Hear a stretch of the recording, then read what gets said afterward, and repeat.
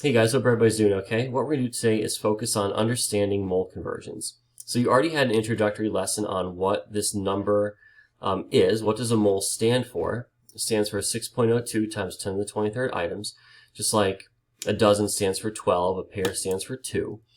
A mole is a huge, huge number. So what do we use that number for? We use that number to count things that are really, really small. It's not practical to count jelly beans or French fries or anything of a decent size. It's not really practical to count those items in terms of how many moles of them you have because it's not practical. So you have to count something that's really small. Atoms, molecules, particles, in chemistry are really, really, really tiny. So you could have a couple moles of those, and it really sometimes doesn't even add up to that much stuff in terms of a mass of something. So we're going to take a look at that today as we go through different mole conversion scenarios. You'll be doing scenarios involving these conversions throughout this unit and as we go into our next unit on our next two units, really on chemical reactions and stoichiometry. You'll see how this foundation, we just build upon it and we can do some really interesting things with all these conversions. So you have this on your note sheet. You have moles in the middle, is what I would put there, mass on the left, and then atoms, molecules, and particles on the right. Okay? We'll start with the left-hand side first. So we're going to look at mass. How do I convert a number of moles of something? Like if I have 2 moles of something, how much mass would that have? This is where you're going to focus on your periodic table. Okay? So every time you're involving mass in your problem, the periodic table has to be focused on. All right.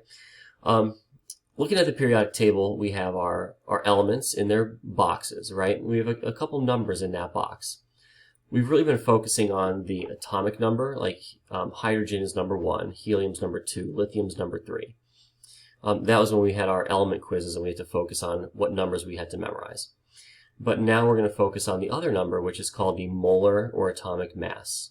Okay, so the molar mass is the mass of 1 mole of that element. So let's use carbon, for example. So if I had 1 mole of carbon,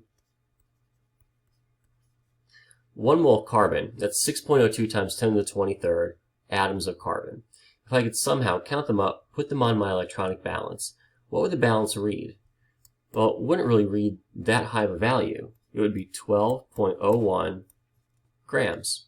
I get that number right here from the periodic table. Okay? So I use my periodic table to get my molar mass when I convert between moles and mass. All right? So 1 mole of carbon would give you 12.01 grams of carbon on the balance. So the unit on your molar mass from your periodic table is really grams per mole. Okay? So grams per mole. 12.01 grams of carbon per 1 mole of carbon. Okay, so as you convert here between mass and moles, you need to look at your periodic table. As you go from moles to atoms, molecules, or particles, we already know that conversion. That was from the introductory video. We're going to work in terms of 1 mole usually. 1 mole of anything has how many atoms, molecules, or particles of that item? Well, it's going to be 6.02 times 10 to the 23rd, right?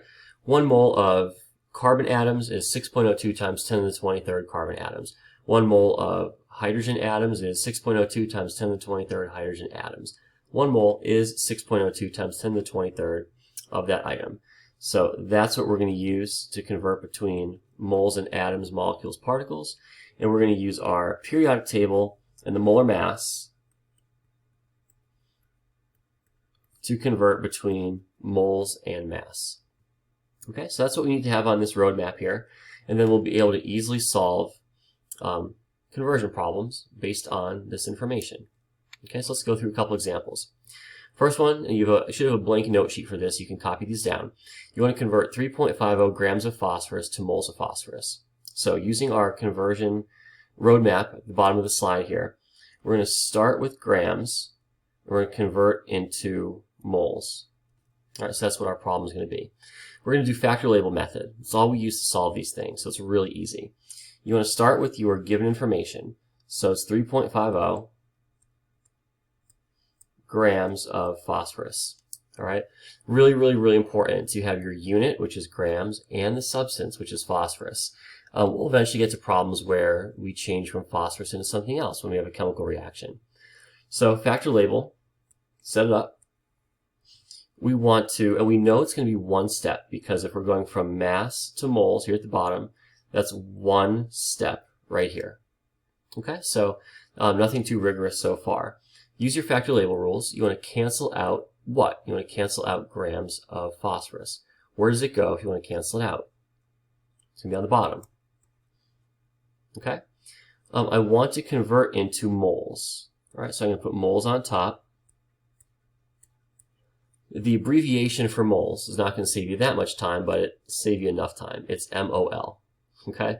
So that whole one-letter difference between moles, which M-O-L-E, versus the abbreviation MOL, is what it is. Okay? Now what goes here?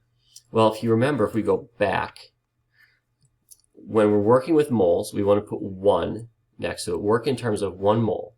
And then when we're using our mass, when we have to solve for mass or we're given mass, we're going to use the molar mass from the periodic table. Okay? So let's go ahead and do it. 1 mole of phosphorus is what? It's how many grams of phosphorus? You look at your periodic table, you find phosphorus, and it should be 30.97. So we have 30.97 grams of phosphorus. There's 30.97 grams of phosphorus in 1 mole of phosphorus. So cancel out grams of phosphorus. Sig figs, we should have 3, because 3.50 has 3 sig figs. Pop in your calculator 3.50 divided by 30.97, and you get 0.113 moles of phosphorus for your answer on that one. Okay? Simple one-step mole conversion. 1 is always going to go next to moles for now, and then anytime you have a unit of mass, which is grams, you put your molar mass next to it. Let's do another one. Convert 2.75 moles of calcium fluoride to grams of calcium fluoride. So again, go down here. We're at moles. It's 2.75 moles of calcium fluoride into grams. So we're going backwards. Still going to be 1 step, right? 1 step right here that we have to do. A couple other things we need to worry about. Calcium fluoride, you need a formula for that. So that's CaF2 from our nomenclature unit. Calcium's a +2, fluoride's a -1. So let's go ahead and solve it.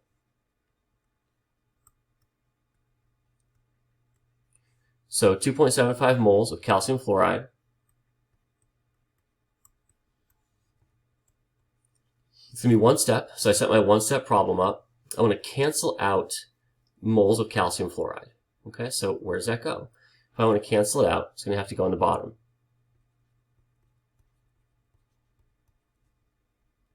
All right, I want to convert into grams of calcium fluoride. Since I want to convert into that, it's going to go on top. Okay, now we haven't really looked at one like this yet. We're still going to have 1 next to moles, because I want to work in terms of 1 mole of calcium fluoride.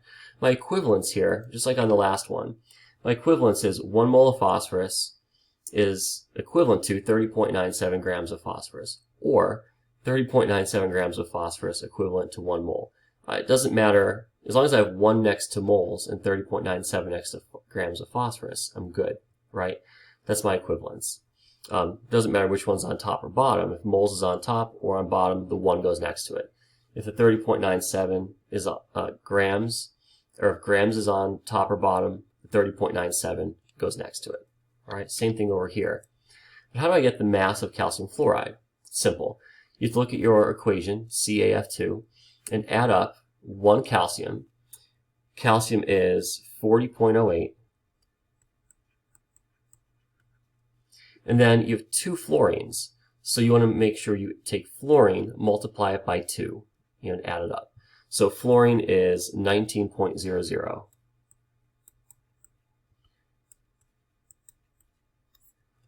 Okay, so 40.08 plus 19 plus 19 gives you a molar mass of 78.08. So you're just using the formula, adding up all the atoms. Okay, so multiply it through, and you get an answer of 214.72 grams of CaF2. But you can only have 3 sig figs in your answer, so that's going to round to 215.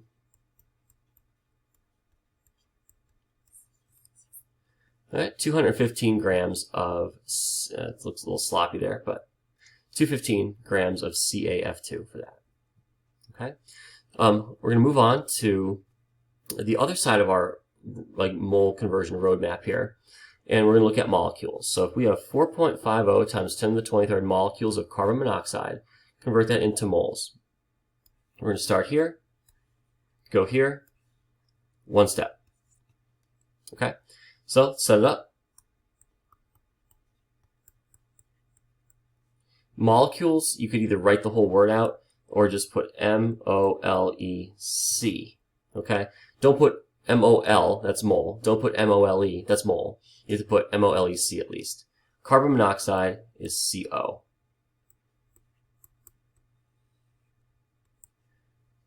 Okay, let's factor label it.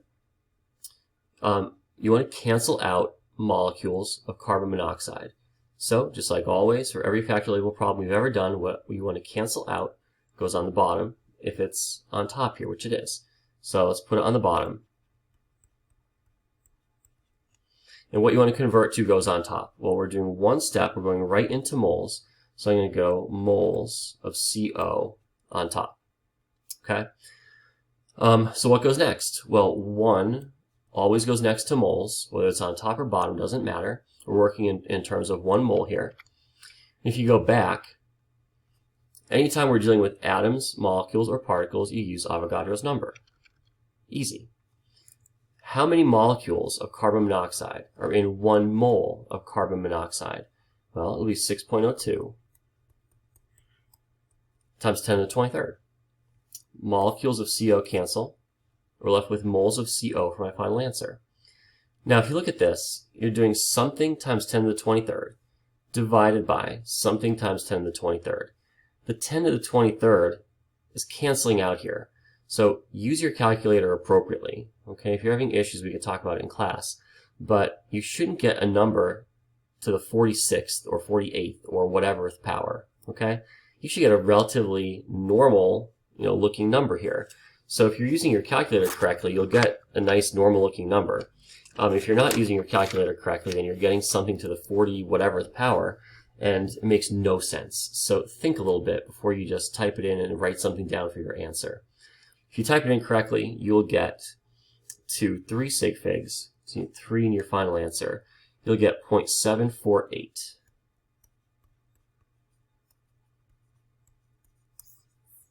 moles of carbon monoxide. All right. So let's do one more, I think, where we tie it all together. I want to convert 45.8 grams of sulfur hexafluoride into molecules of sulfur hexafluoride. So sulfur hexafluoride, we have to write the chemical formula for that. SF6, all right. Hexa means 6. This is from our nomenclature unit. I want to go from grams, which is mass. So I'm starting here. I want to go to here. I want to go into molecules. Well, there's no direct way to get there. Okay, I can't go directly from mass into molecules. It's not going to work that way. I have to make a pit stop at moles.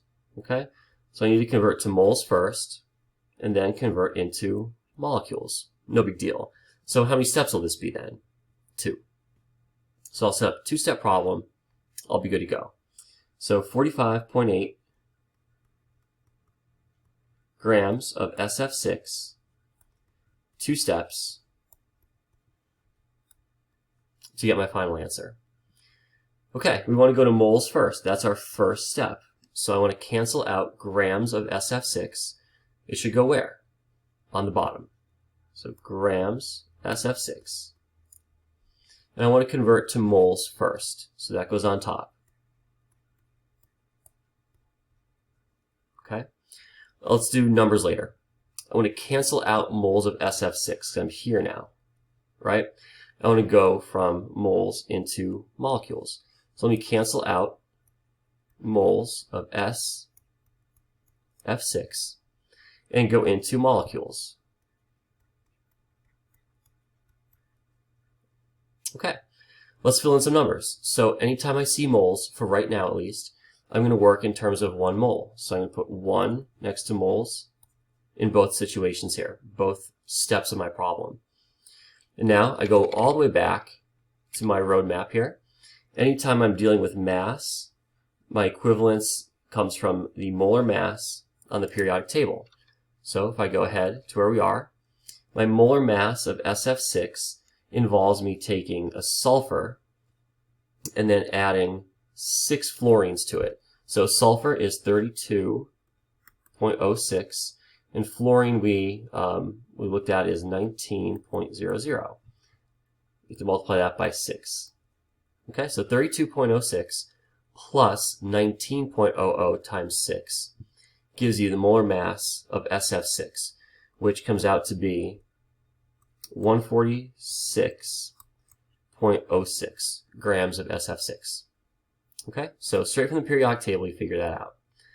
Last step, I have molecules on top. You know, the one before it, I had molecules on the bottom here. No big deal. Anytime you have molecules, it's 6.02 times 10 to the 23rd that goes next to it. Because that's what my equivalence is. 1 mole of something is 6.02 times 10 to the 23rd of that something. So let's go ahead and finish it off.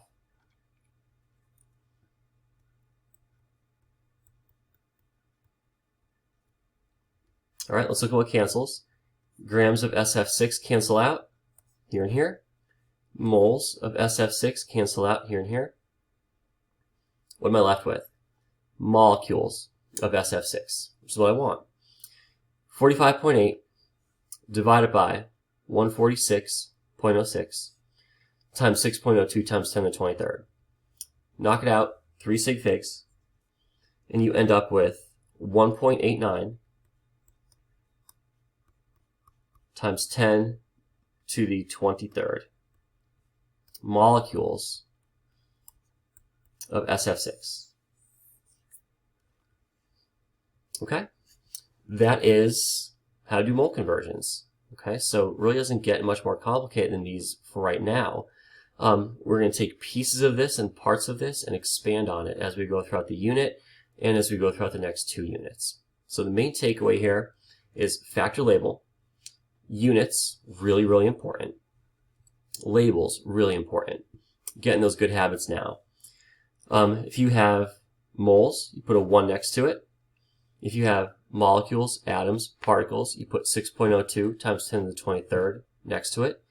And if you have a mass, grams, use your molar mass from the periodic table. Okay? You guys will have a chance to work on some practice problems. It's really just using the factor label method, like I said, using some different equivalences. So it all depends on the substance that you're given. So if this is an Edpuzzle, you could look at the assignment and it'll post some of the practice problems you have to do. And we could talk about some of those and go over those in class. All right, thanks guys.